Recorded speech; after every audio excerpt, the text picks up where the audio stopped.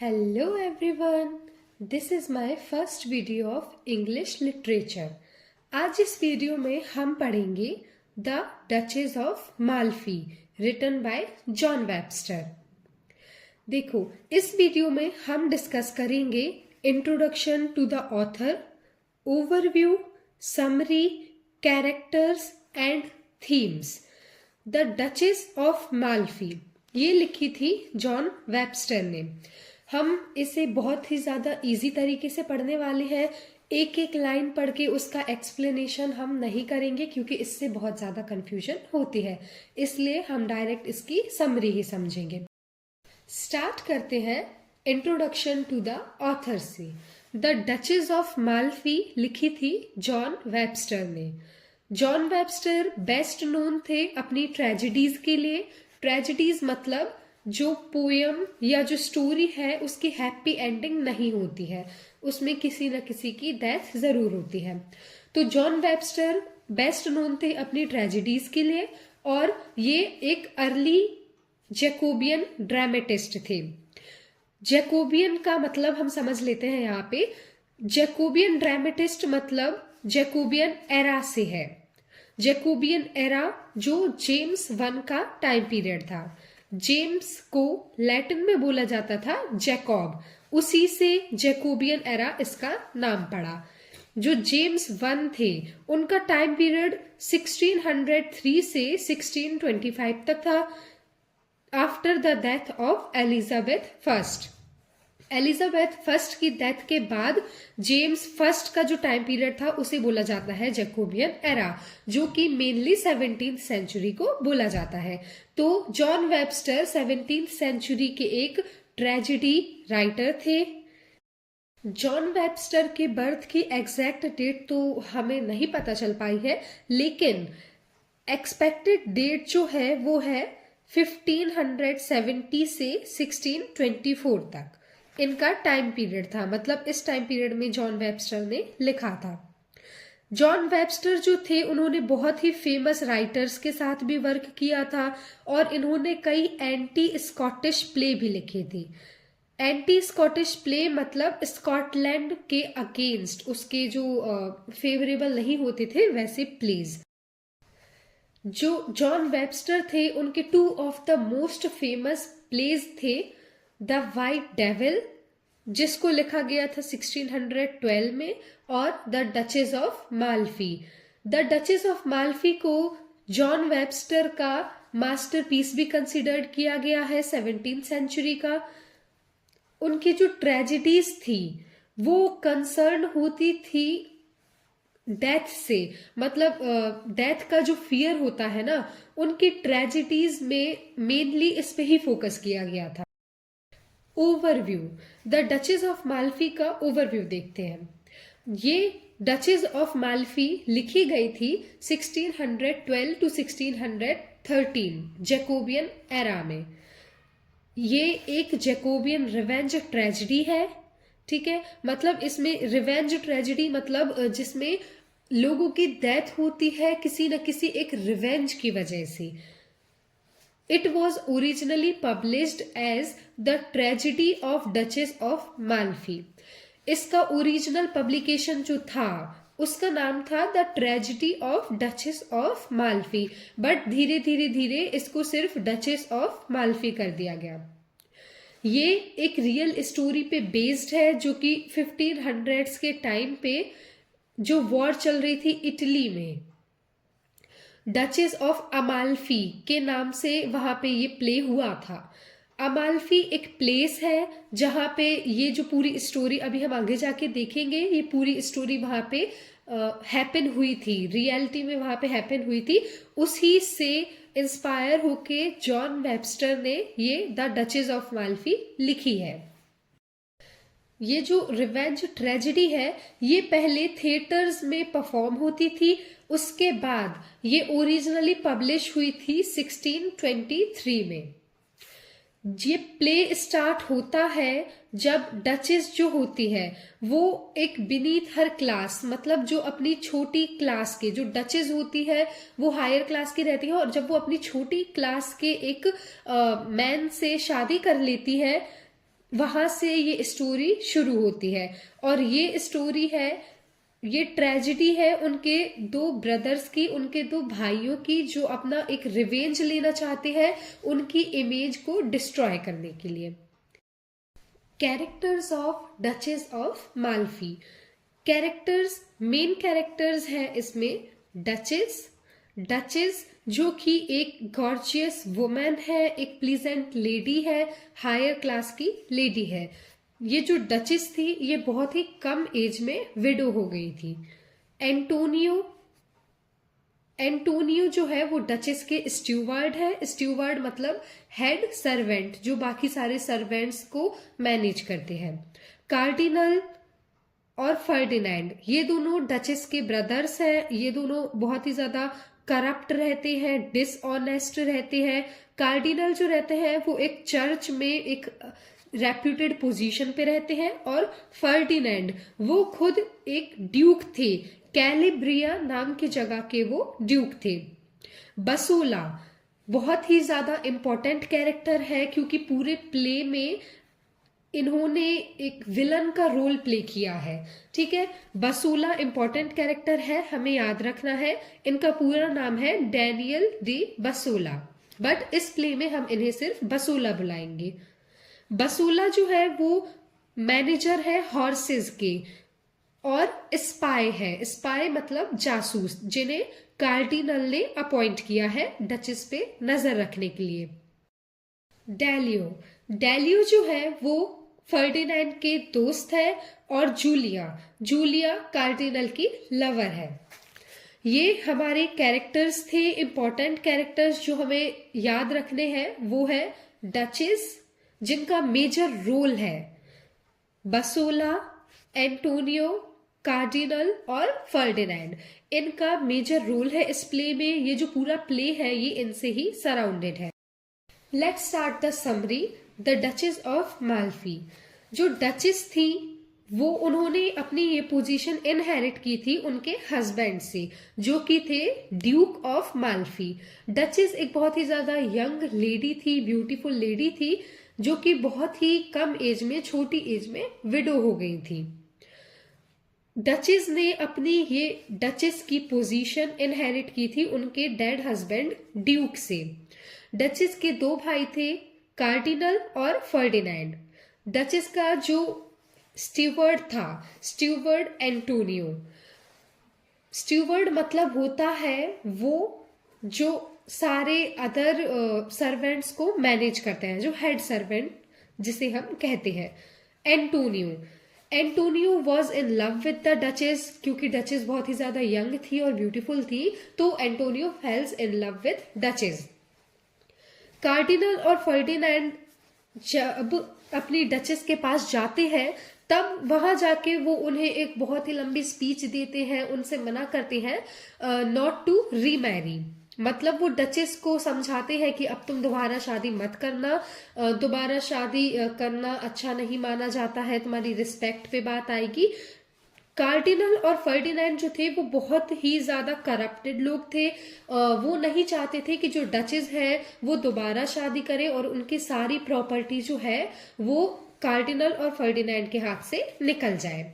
इसलिए उन्होंने डचेस को बहुत समझाया कि ये एक साइन ऑफ प्योरिटी है कि अब तुम्हें दोबारा शादी नहीं करना चाहिए, तुम्हें जो है वो अब साधु का मतलब जो साध्वी होती है उनका जीवन जीना चाहिए, तुम्हें नन बन जाना चाहिए। यहाँ पे कार्डिनल और फर्डिनैंड ने एक बहुत ही लंबी सी स्पीच उनको दी, और डचेस ने भी उन्हें कहने के लिए सिर्फ कह दिया कि हाँ मैं दोबारा शादी नहीं करूंगी। पर जैसे ही कार्डिनल और फर्डिनैंड वहां से जाते हैं वो अपनी उनकी जो सर्वेंट होती है उनसे कहती है कि मैं सीक्रेटली मैरी करूंगी। यहाँ पे आगे जाके डचेस को भी एंटोनियो से लव हो जाता है और वो दोनों सीक्रेटली और लॉफुली मैरिज कर लेते हैं। सीक्रेटली ये दोनों शादी कर लेते हैं। कुछ टाइम बाद, मतलब 9 महीने बाद डचेस प्रेग्नेंट होती है, और बसोला जिसे कार्डिनल और फर्डिनैंड ने इस अपॉइंट किया था डचेस पे नजर रखने के लिए। कार्डिनल और फर्डिनेंड जो थे उन्होंने बसोला को एज अ स्पाई अपॉइंट किया था डचेस पे नजर रखने के लिए, ताकि ये दोबारा शादी ना करे।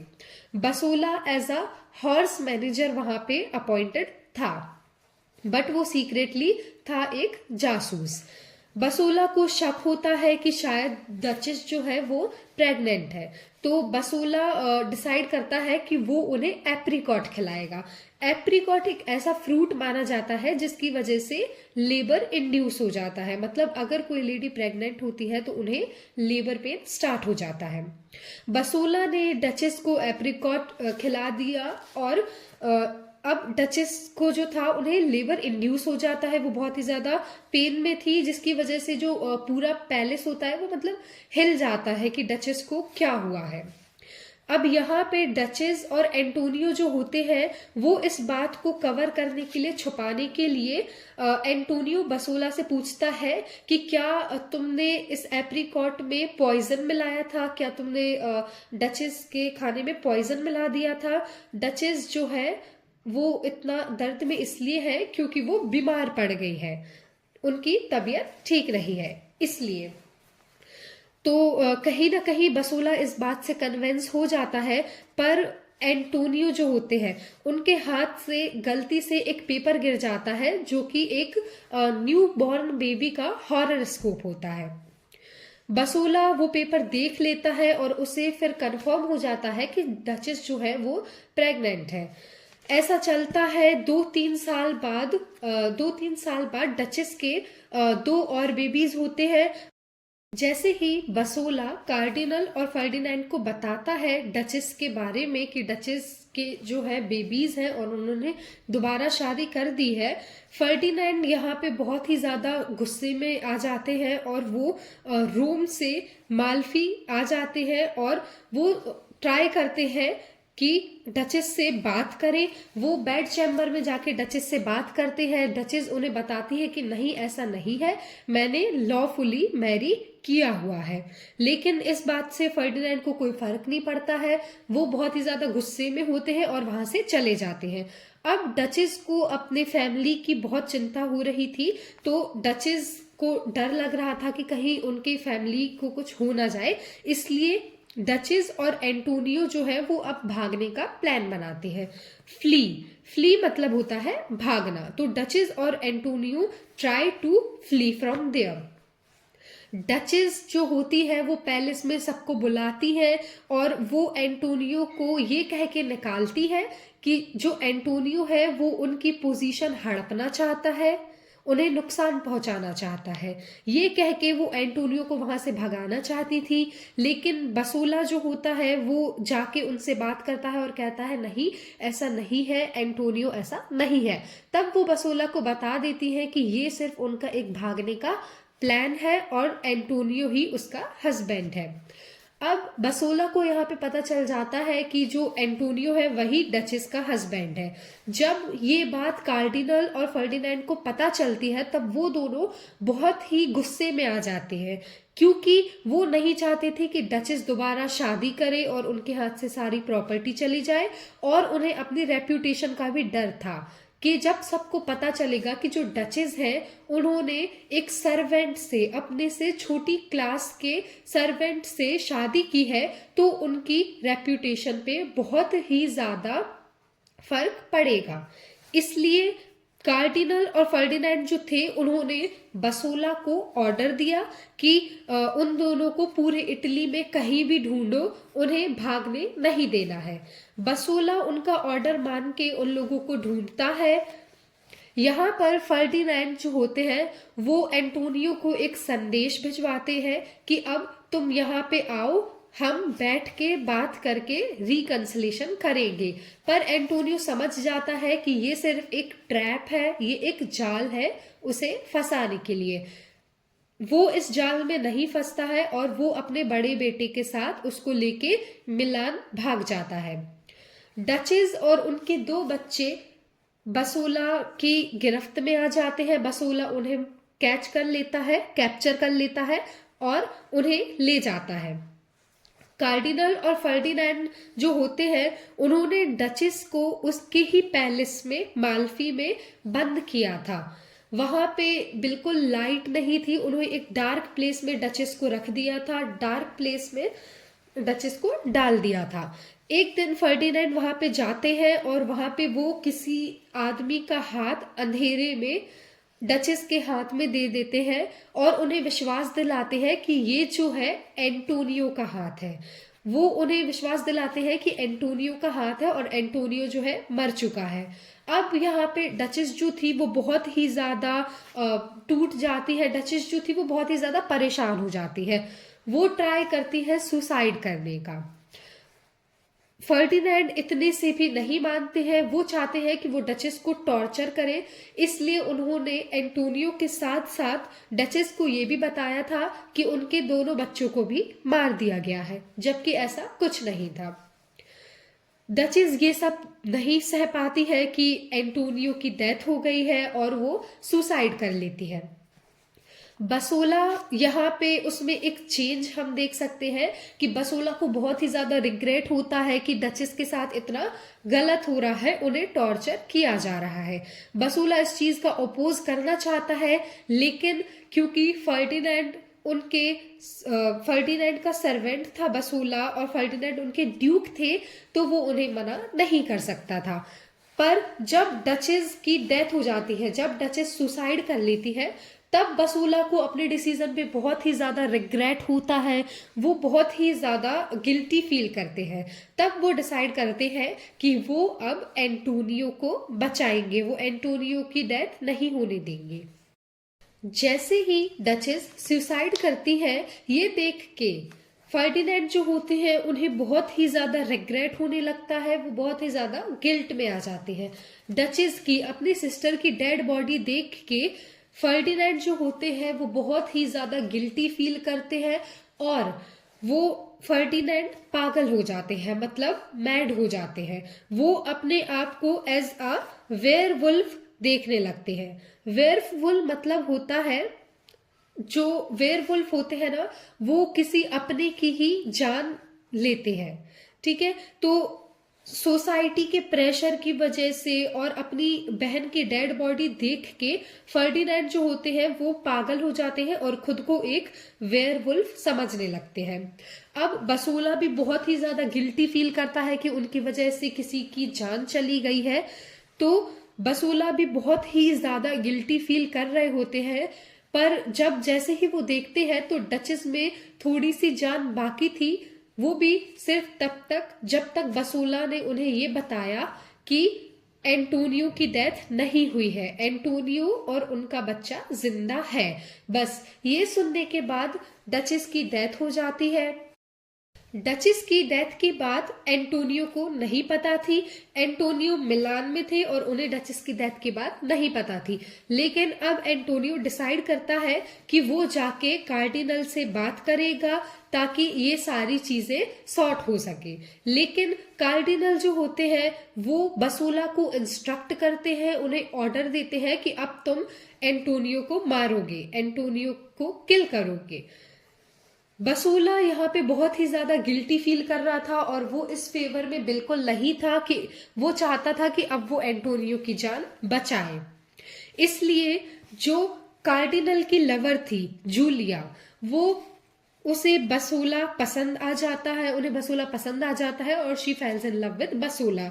बसोला जूलिया का यूज करते हैं कार्डिनल से सारा कन्फेशन निकलवाने के लिए, और जब जूलिया कार्डिनल से सारा कन्फेशन निकलवा लेती है, वो सारा कन्फेशन रिकॉर्ड कर लेती है, और जैसे ही ये बात कार्डिनल को पता चलती है वो जूलिया को मार देते हैं। कार्डिनल जब डिसाइड करते हैं कि वो एंटोनियो को मार देंगे, वो अपने बेड चैम्बर में जाते हैं और अपने सारे उनके जो सर्वेंट्स होते हैं उन्हें इंस्ट्रक्ट करते हैं कि कोई भी वहां पे ना आए, चाहे वहां से कितनी ही चीखने चिल्लाने की या कुछ भी क्योस की आवाज आए।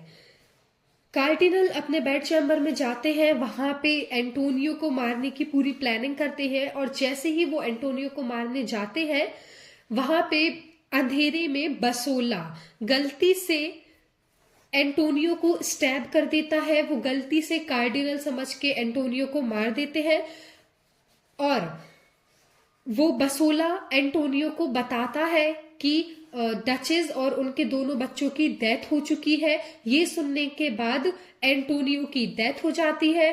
फिर बसोला जो है वो कार्डिनल को भी मारते हैं और कार्डिनल हेल्प के लिए बहुत चीखते हैं, चिल्लाते हैं, पर क्योंकि उन्होंने इंस्ट्रक्ट किया था कि चाहे कितनी भी आवाज आए कोई उनके रूम में ना जाए, इसलिए कोई वहां पे नहीं जाता है और कार्डिनल जो है वो बसोला के थ्रू मारे जाते हैं।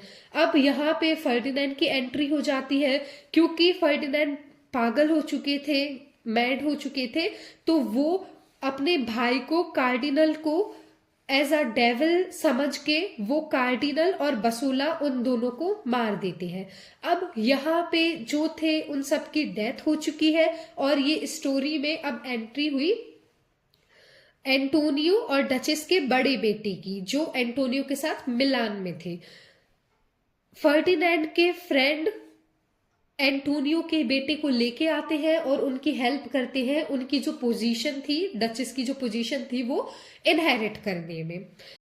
ओके, सो यहाँ पे हमारा डचेस ऑफ माल्फी की समरी खत्म होती है। ये पूरी स्टोरी थी, ये पूरा एक्सप्लेनेशन था उसका। अब हम डिस्कस करते हैं थीम्स। थीम्स बहुत ही ज्यादा इंपॉर्टेंट है, याद रखनी है और हमें ये लिखनी ही लिखनी होती है। मेजर थीम्स जो है डचेस ऑफ माल्फी की, जो सबसे ज्यादा इंपॉर्टेंट है, वो है डिस्गाइज, मैडनेस, क्लास। बहुत ज्यादा इंपॉर्टेंट थीम्स है ये तीन, हमें बहुत अच्छे से याद रखना है इन्हें।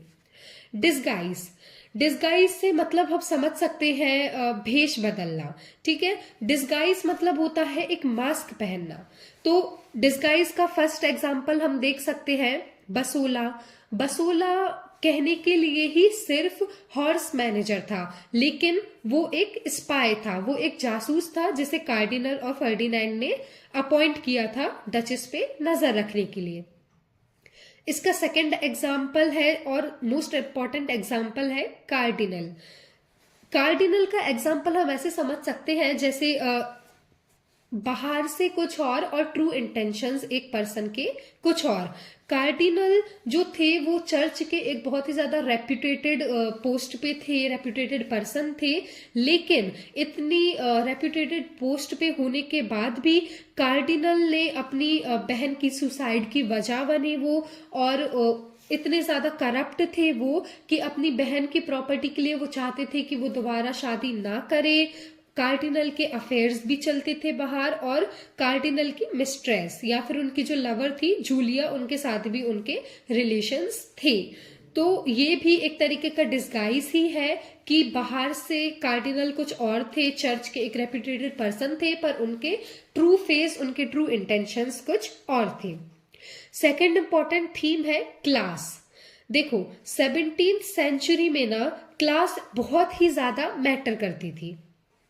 डचेस एक हाई क्लास वुमेन थी। डचेस जो थी वो ड्यूक की वाइफ थी, लेकिन डचेस इतने हाई क्लास होने के बाद भी उन्होंने एंटोनियो, जो कि उनसे बहुत ही ज्यादा लो क्लास का था, उनसे शादी करती हैं। डचेस अपने सर्वेंट से शादी करती हैं, सारे सोसाइटी के रूल्स और रेगुलेशंस को नेग्लेक्ट करते हुए। ये हमें बताता है कि क्लास उस टाइम पे कितनी ज्यादा इम्पोर्टेंट थी, कि जो डचेस है वो अपनी मर्जी से, अपनी खुशी से शादी तक नहीं कर सकती थी किसी से, just because of the class.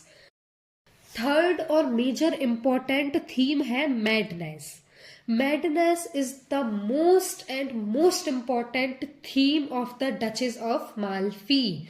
Madness में हमारे पास कई एग्जाम्पल है, जैसे सबसे पहले फर्डिनेंड।